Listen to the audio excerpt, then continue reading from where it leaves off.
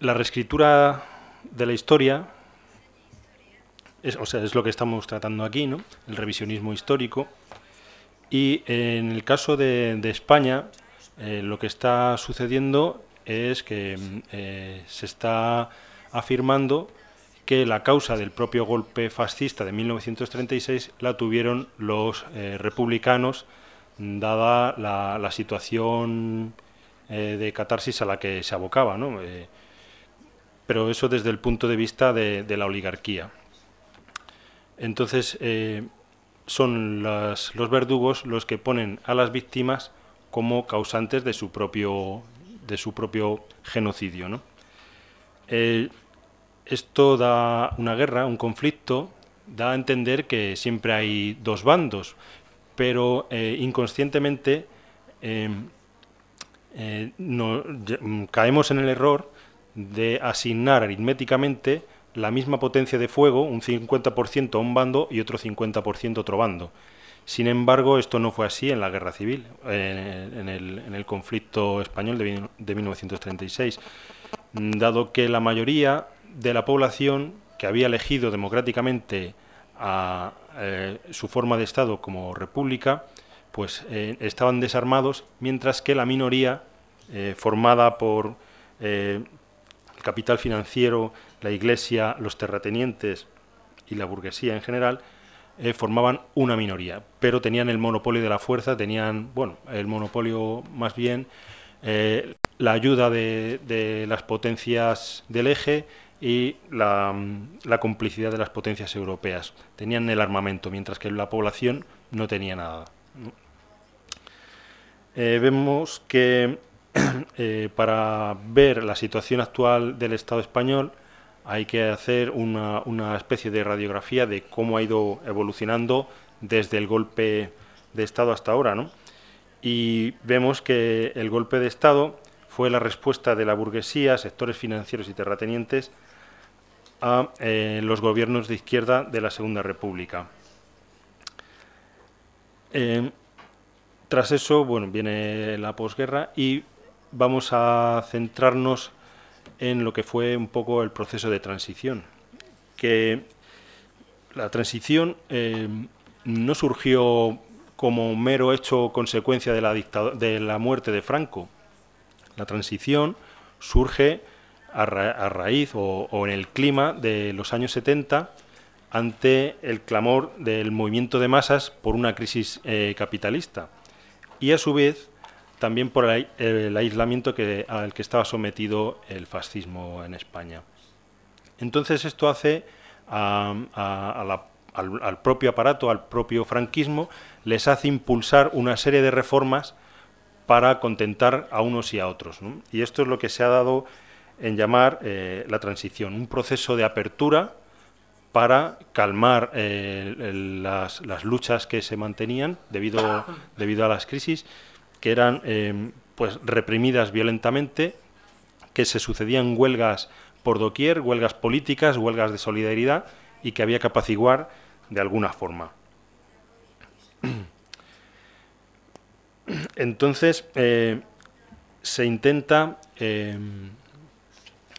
relanzar o hacer un cambio de fachada bajo una reforma de las leyes fundamentales que dieron en llamar un proceso de constitución hacia una democracia.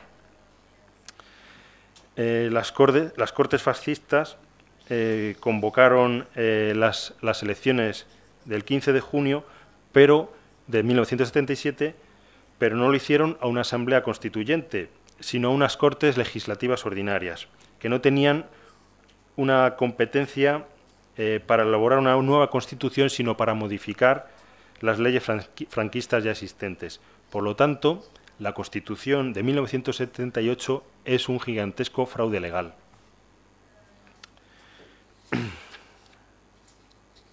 La Constitución ideal, que debía haberse realizado después de la muerte de Franco, durante la transición, si hubiera sido auténtica, sería en primer lugar una amnistía general que sacara a todos los presos políticos de las cárceles. Haber legalizado a todos los partidos políticos y reconocerles plena libertad de actuación y no solamente los que Suárez quiso, Adolfo Suárez, vamos. Tendría que haber reconocido plenas libertades de reunión, expresión y manifestación, tendría que haber depurado responsabilidades de militares, policías y carceleros, pero en lugar de esto lo que hizo fue ascenderlos y condecorarlos. Y por último, se debía haber producido un referéndum para poder decidir acerca de monarquía o república. Con la transición podemos ver que no ha cambiado nada en esencial. Antes el enemigo pues eran los rojos y separatistas, y ahora el enemigo son pues los terroristas, los violentos, los intolerantes. O sea que nos aplican el mismo discurso a la resistencia en una y otra época, pero han cambiado un poco las formas. La conclusión de que se hace de la transición por parte de los antifascistas es que el Estado español es heredero de un régimen fascista maquillado durante la transición con algunas libertades formales y legitimado con la Constitución continuista de 1978. Y no fue más que un lavado de imagen llevado a cabo por los propios franquistas con la complicidad de algunos partidos de izquierdas, sindicatos mayoritarios y la ayuda de Estados Unidos, en donde se persigue, tortura y encierra a todo aquel que se enfrenta a su régimen y legaliza partidos políticos, cierra periódicos y radios independientes y que, en definitiva, previene las luchas revolucionarias que discutan su legalidad y democracia, que presumen aplicar. Algunos hechos que demuestran la continuidad del franquismo hoy día, hasta hoy día, porque se entiende, o los franquistas entienden que la Constitución, que la transición empieza a la muerte de Franco y acaba en la Constitución de 1978, Constitución que, como ya decimos, la orquesta las clases dominantes. Algunos ejemplos que el franquismo va más allá de la transición y que no tendrían cabida en una verdadera democracia son los que voy a enumerar a continuación. Para eso voy a empezar desde julio de 1969. Aún todavía no había proceso de transición, pero ya se estaba preparando. El 21 de julio de 1969, Franco designa a Juan Carlos de Borbón como su sucesor a la jefatura de Estado, con el título de Príncipe de España, y al día siguiente es proclamado sucesor, y Juan Carlos jura fidelidad a los principios del movimiento nacional y demás leyes fundamentales del reino. En noviembre de 1975, a la muerte de Franco, Juan Carlos I es coronado rey de España. No está sometido a referéndum y sigue siendo capitán general de todos los ejércitos.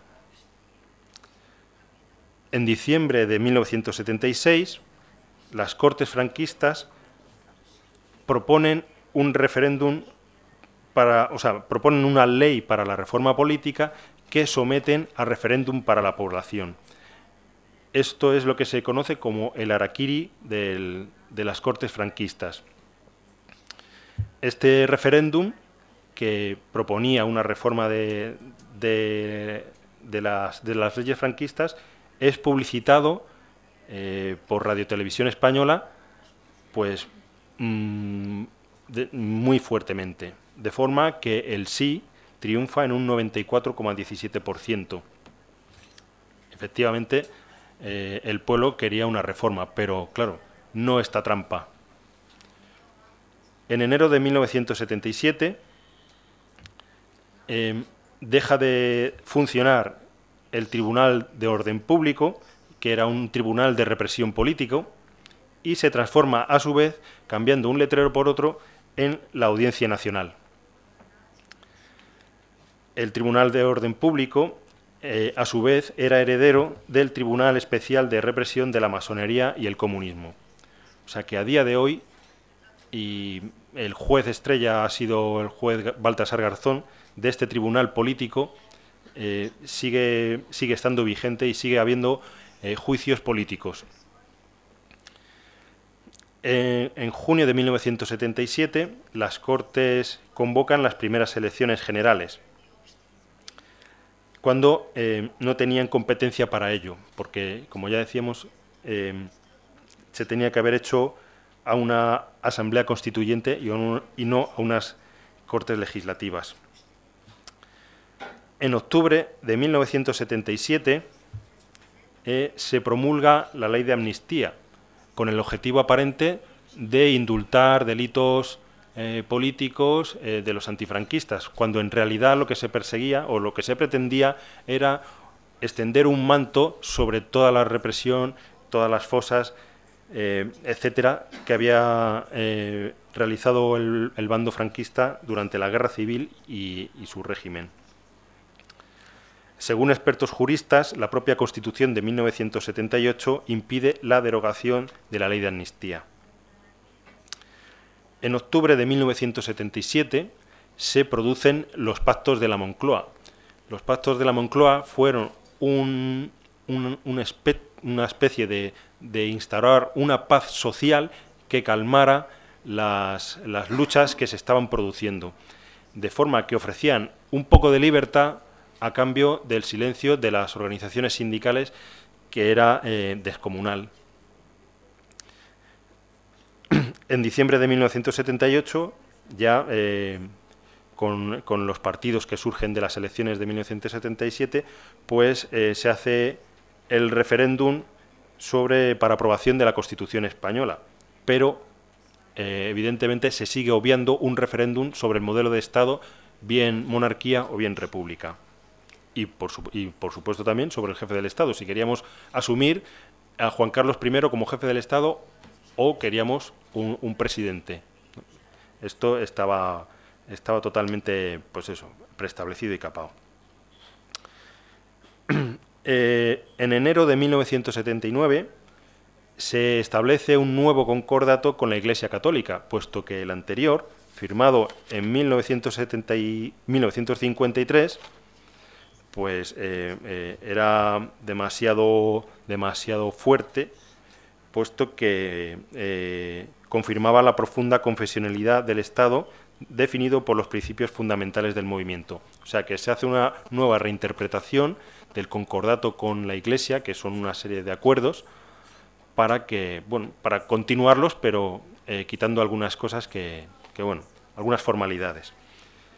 La relación de la Iglesia y el Estado viene desde el año 1418, con el concilio, lo que se estima como primer concordato, que es el Concilio de Constanza. O sea que ya desde la relación con la Iglesia viene desde la Inquisición. El único periodo que no ha habido relación con la Iglesia o se ha derogado ha sido el de la Segunda República. Parece que acaban los años 70 y parece que vivimos en democracia y eso. Pero, sin embargo, en febrero de 1981 se produce el golpe de Estado. Un golpe de Estado promovido por el ejército, pero daba la casualidad que quienes lo promueven son amigos del rey, como Alfonso Armada y Jaime Milans del Bosch.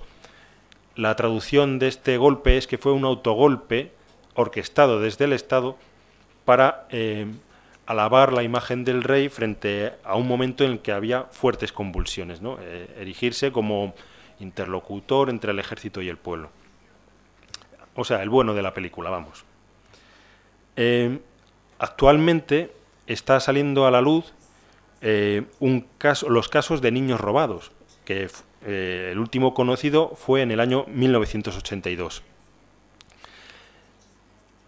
La práctica de niños robados es una cuestión que ha sucedido en todas las dictaduras, como la argentina o la chilena, y lo practica principalmente la Iglesia, en el caso de España, y consistía en arrebatar los hijos de republicanas o madres de izquierdas o solteras, arrebatárselos y entregárselos a familias pues franquistas más necesitadas, más de derechas, pues que no tenían posibilidad de tener hijos. Se estima, la asociación SOS Bebés Robados estima en 300.000 niños robados desde los años 50 hasta los años 90. Vemos, pues, que la práctica del franquismo sigue a pesar de que la transición duró hasta 1978. Otra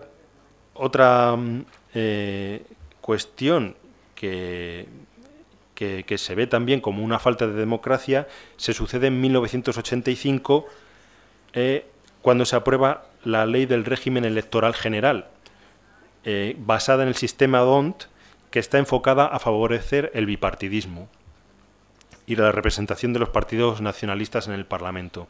Con esta ley, con esta reforma del sistema electoral, se aseguran la alternancia siempre entre un partido y otro, condenando al ostracismo a cualquier partido que sea mínimamente crítico. Otro episodio de esta mal llamada democracia que vivimos en España se produce a finales de 1989 con el último asesinato de los grupos antiterroristas de Liberación, un grupo parapolicial formado sobre las bases de grupos de extrema derecha anteriores que operaban desde el franquismo. Y como ya digo, esto sucede en 1989.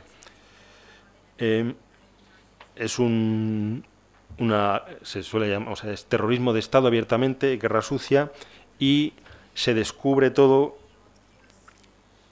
y se consigue procesar desde el ministro del Interior hasta, ministro del Interior, secretario de Estado para la Seguridad, secretario general del PSOE en Vizcaya y otros tantos policías y guardias civiles. Pero no se consigue poner la etiqueta a quien estaba al tanto de todo esto, que se presupone que era Felipe González. En 2002, otra ley antidemocrática es la Ley de Partidos Políticos, enfocada a ilegalizar y encarcelar a organismos legales de la izquierda abertzale, pero también a encarcelar y perpetuar a comunistas, antifascistas y solidarios. A día de hoy permanecen en prisión el portavoz de Batasuna, Arnaldo Otegi, y el secretario general del Partido Comunista de España reconstituido, Manuel Pérez Martínez, con 68 años de cárcel y 20 años encarcelado. En octubre de 2007 se aprueba la Ley de Memoria Histórica, que es como ya hemos comentado, el equipo NISCOR fundamentalmente, es una ley que mantiene la equidistancia entre víctimas y verdugos, volviendo a minimizar el genocidio franquista con una forma de vernos como una guerra entre hermanos. Los crímenes de lesa humanidad no prescriben y, de ser una ley para reparar realmente a las víctimas, debería abrirse una investigación judicial sobre ellas. Ya más recientemente, en agosto de 2011, se procede a realizar una reforma de la Constitución, cuando la Constitución es algo inviolable, inmodificable, pero sin un referéndum previo. El año pasado se modifica a petición de Francia y Alemania para favorecer o para priorizar el pago de los intereses y de la deuda. Y luego, si hay dinero, pues que vaya destinado al estado de bienestar, ¿no? Pensiones, seguridad social, paro, educación, etcétera. Otra constante durante todo, desde el franquismo y transición y democracia, es la tortura en España. El Comité contra la Tortura de Naciones Unidas, el Tribunal Constitucional Español y el Tribunal Europeo de Derechos Humanos, así como Amnistía Internacional, han suspendido a España en la investigación de delitos contra la tortura. Aquí, en España, no se investiga la tortura, se sigue practicando, y desde enero de 2001 se tiene constancia, por parte del Centro de Documentación contra la Tortura, de 873 personas que han muerto bajo custodia. También, en la actualidad, hay cerca de medio millar de presos políticos, antifascistas, comunistas, anarquistas e independentistas en las cárceles españolas. A día de hoy también el número de fosas comunes identificadas a lo largo del territorio español asciende a 2.246, sin identificar, donde están enterrados cuerpos de miles de republicanos. también en la actualidad los edificios de la Administración del Estado aún conservan 585 vestigios franquistas, bien sea placas, emblemas, y solo en Madrid hay 360 calles fascistas con nombres franquistas. El mayor de todos los mausoleos, símbolo del franquismo, es el Valle de los Caídos. Y bueno, también no concebimos en la Alemania de Hitler un monumento a Hitler, pero en España sigue existiendo. También en la actualidad España reconoce, según la Constitución, España reconoce y garantiza el derecho de autonomía de las nacionalidades y regiones que la integran y la solidaridad entre todas ellas, pero niega el derecho de autodeterminación a las nacionalidades históricas de Galicia, Euskadi y Cataluña. En conclusión, la transición fue la necesidad de las clases dominantes de cambiar algo para que todo siguiera igual. La verdad es que la verdadera democracia está por llegar y los antifascistas vemos que es en el marco de una tercera república. Los fascistas siguen igual, quieren tregua pero no dan tregua, no deponen sus armas judiciales, carcelarias, políticas, represivas y militares, pero nosotros, la izquierda, los antifascistas, tenemos que desarmarnos en todos los terrenos. La tercera república no será como la segunda república, no será una nueva república burguesa. Las condiciones en España han avanzado, no estamos en un sistema semifeudal y probablemente la tercera república tendrá un carácter popular y caminará hacia el socialismo y en un futuro la sociedad sin clase ni Estado. Pues nada más. Esperemos que esta crisis dé nuevas oportunidades a la izquierda para poner fin a décadas de insomnio fascista entre tinieblas. Y muchísimas gracias por estar aquí y por todas vuestras intervenciones. Nada, salud y república.